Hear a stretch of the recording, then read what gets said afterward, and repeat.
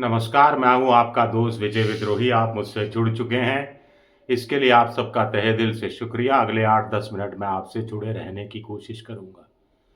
तो बीजेपी पहले कहती रही कि कांग्रेस मुक्त देश चाहिए। अब बीजेपी के राजस्थान से लेकर बंगाल तक के बीजेपी के बड़े नेता, विधायक, कद्दावर नेता ये कह रहे हैं या ये कहने की कोशिश कर रहे हैं कि अब मुसलमान मुक्त भारत चाहिए। क्या मोहन भागवत भी ऐसा चाहते हैं? क्या सबका साथ, सबका विकास, सबका विश्वास में यकीन करने वाले नरेंद्र मोदी भी ऐसा चाहते हैं? क्या मंशा क्या है आखिर? दो मामले हैं। पश्चिम बंगाल में शुवेंदु अधिकारी, जो टीएमसी के साथ जुड़े थे, ममता बनर्जी के साथ उन्होंने लंबे समय राजनीति की, बीजेपी की हिंदू मुसलमान की राजनीति के खिलाफ राजनीति की। जब से वो बीजेपी में गए हैं, सुर बदल गए हैं। अब शुवेंदु अधिकारी का ताज़ा बयान आ रहा है जो बिल्कुल बेहुदा और विवादास्पद है। वो कह रहे हैं कि अगले साल बीजेपी जब बंगाल में विधानसभा चुनाव जीतेगी तो विधानसभा से मुस्लिम विधायकों को उठाकर बाहर फेंक दिया जाएगा, फिजिकली उठाकर बाहर फेंक दिया जाएगा। यानी फिजिकली फोर्स का इस्तेमाल किया जाएगा, जबरन बाहर फेंक दिया जाएगा। बाहर कहाँ फेंक देंगे? जिस जनता ने चुना है उन मुस्लिम विधायकों को, उसमें हिंदू भी तो शामिल है। आखिर देश में आज तक कोई ऐसी सीट नहीं है विधानसभा की या लोकसभा की जहां 100% मुसलमान हो। फिर शुवेंदु अधिकारी को किसने अधिकार दिया? ये काम तो चुनाव आयोग का है, चुनाव कराना, विधायक जो चुने जाएं उनके बायोडाटा की जांच करना, वो चुने जाने चुनाव लड़ने लायक योग्यताएं पूरी करते हैं नहीं करते हैं, इसका आकलन लेना, उनके दस्तावेज की जांच करना, शपथ दिलवाना स्पीकर का काम है। तो शुवेंदु अधिकारी मुख्यमंत्री बन जाएंगे मान लीजिए, और मुख्यमंत्री बनने के बाद मुस्लिम विधायकों को बाहर फेंक देंगे। कमाल की बात है। अब इसके पीछे का गणित आप सब अच्छी तरह से जानते हैं, लेकिन पहले ये एक बात कहनी जरूरी है, क्या ये साफ साफ संविधान का अपमान नहीं है? क्या ये चुनाव आयोग का अपमान नहीं है? क्या ये सुप्रीम कोर्ट का अपमान नहीं है? क्या ये मोहन भागवत का खुद का अपमान नहीं है जो कहते रहे हैं कि हिंदू और मुसलमानों का डीएनए एक है? क्या ये प्रधानमंत्री नरेंद्र मोदी का अपमान नहीं है जो सबका साथ, सबका विकास, सबका विश्वास की बात कहते रहे हैं? या फिर कहा जाए शुवेंदु अधिकारी प्रधानमंत्री के नक्शे कदम पर चल रहे हैं, क्योंकि मोदी जी ने भी पिछले लोकसभा चुनाव में कुछ ऐसे ही शब्दों का इस्तेमाल तो नहीं किया था, लेकिन टोन यही था कि मंगलसूत्र छीन कर मुसलमानों को दे देंगे, 2 भैंसें हैं तो 1 भैंस छीन कर वहाँ चली जाएगी, और भी जाने अनाप शनाप क्या क्या उन्होंने बयानबाजी की थी। दरअसल पश्चिम बंगाल में बीजेपी ने खुलकर हिंदू मुसलमान खेलने का फैसला कर लिया है। उनको साफ समझ में आ गया है कि इसके अलावा कोई और चारा नहीं है जिससे वो ममता बनर्जी को हरा सके। मतदाता सूची में गड़बड़ी करने पर सोचा जा रहा था या नहीं जा रहा था मालूम नहीं, लेकिन टीएमसी ने वहाँ भी बीजेपी और आयोग दोनों को बैकफुट पर धकेल दिया है और आयोग को मजबूर कर दिया है तमाम ईपीआईसी वोटर आई कार्ड की नामों की, पते ठिकानों की और डुप्लीकेशन है या नहीं उसकी जांच के लिए। तो एक बार बीजेपी का वैसे ही खाली गया है।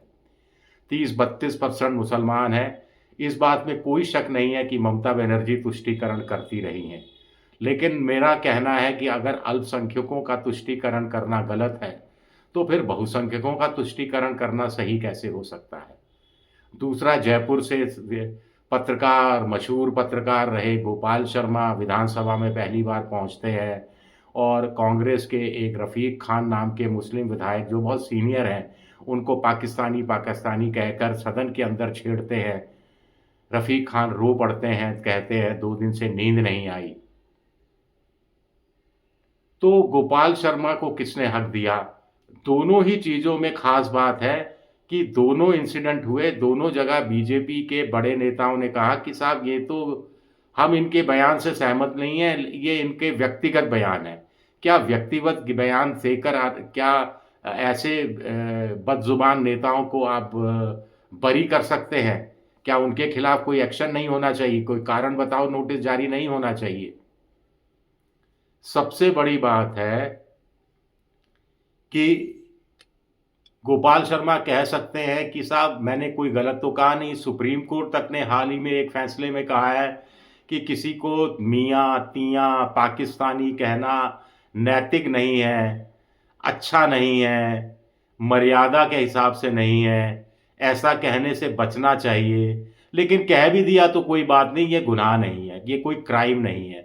तो गोपाल शर्मा बच सकते हैं कि मैंने तो कोई क्राइम नहीं किया है, मैंने तो मियाँ तियाँ तक नहीं कहा, मैंने तो रमेश भिधूड़ी की तरह ओ मुल्ले, ओ कटवे, पता नहीं क्या क्या जो बोल रहे थे, ओ पाकिस्तानी, ओ आतंकवादी जैसे शब्दों का इस्तेमाल नहीं किया। मैंने तो सिर्फ पाकिस्तानी पाकिस्तानी कहा है और सुप्रीम कोर्ट ने इजाज़त दी है झारखंड के एक मामले में। तो कितनी गलत नज़ीर सुप्रीम कोर्ट के फैसले से सामने आ रही है, उसको कोई चुनौती देने वाला भी नहीं है। मुझे नहीं मालूम अब तक कि किसी भी एनजीओ ने या किसी पॉलिटिकल पार्टी ने सुप्रीम कोर्ट के मियाँ तियाँ पाकिस्तानी कहने को गुनाह नहीं मानने पर चुनौती दी हो, कोर्ट में कोई ये रिट याचिका दायर की हो, या फिर लोकसभा का बजट सत्र का दूसरा हिस्सा शुरू हो गया है, मुझे ध्यान नहीं। बहुत सारे मामले राहुल गांधी ने उठाए, मतगणना चुनाव आयोग वाला मसला उठाया, फिर दूसरे लोगों ने ट्रंप का मामला उठाया, टैरिफ का मामला उठाया, डीएमके ने हिंदी थोपना इसको लेकर मामला उठाया, न्यू एजुकेशन पॉलिसी को लेकर उठाया, डीलिमिटेशन को लेकर सभी दलों ने सामूहिक रूप से रुधन किया। लेकिन किसी ने इस मसले को नहीं उठाया है कि झारखंड वाले मामले में जो सुप्रीम कोर्ट ने कहा है उस पर संसद को संज्ञान लेना चाहिए, उस पर कुछ ना कुछ काम होना चाहिए, कुछ संयुक्त रूप से कोई प्रस्ताव पारित हो या कुछ भी हो। लेकिन यहाँ सब खामोश हैं। शुभेंदु अधिकारी, अगर बीजेपी जीतती है तो मुख्यमंत्री बनना तय है, तो उनको भी लग गया शुभेंदु अधिकारियों को कि भाई बीजेपी में रहना है तो योगी आदित्यनाथ टाइप बनकर ही रहना पड़ेगा, नहीं तो कोई पूछ नहीं है। या बगल का पश्चिम बंगाल का हेमंत बिस्वा शर्मा से प्रेरणा ले रहे होंगे, जो हेमंत बिस्वा शर्मा आए बाएं दाएं कुछ भी बोल देते हैं, तो उनसे प्रेरणा ले रहे होंगे कि यही सब बोलेंगे तभी पार्टी में इज्जत बनेगी, तभी पार्टी में आगे बढ़ने का मौका मिलेगा। या फिर इसके पीछे कोई सोची समझी लंबी स्ट्रेटेजी का हिस्सा है। खास बात है कि गुजरात में जो बीजेपी की प्रयोगशाला रहा, वहां म्युनिसिपैलिटी के चुनाव में बीजेपी 100 से ज्यादा मुसलमानों को टिकट देती है, जिसमें 50 से ज्यादा निर्विरोध जीत कर आते हैं। तो एक राज्य जहां बीजेपी की हिंदुत्व की प्रयोगशाला, वहां पे मुसलमानों को टिकट दिया जा रहा है और अब कहा जा रहा है कि विधानसभा में भी मुसलमानों को टिकट देंगे। और कहाँ पश्चिम बंगाल में और राजस्थान में ऐसा हो रहा है। एक और एमएलए बीजेपी की ने कहा, होली के मसले पर भी मुसलमानों को लेकर कुछ अनाप शनाप बात कही।